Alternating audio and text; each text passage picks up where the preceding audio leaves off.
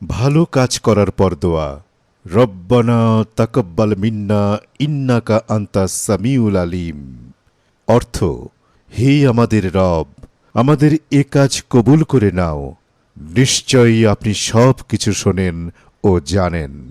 সূরা আল বাকারা আয়াত ১২৭।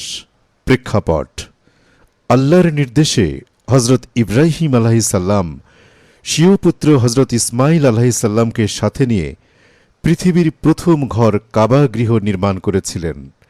তখন এই কাজের পর উভয়ে আল্লাহর কাছে এই দোয়া করেছিলেন। তাই কেউ যদি কোনো ভালো কাজ করেন, তার দায়িত্ব হবে কাজ সম্পন্ন করে আল্লাহর কাছে উক্ত কাজ কবুল হওয়ার জন্য উক্ত দোয়া করা। কেননা কাজ যত ভালোই হোক, যদি আল্লাহ তা কবুল না করেন, তার কোনো মর্যাদা ও মূল্য নেই।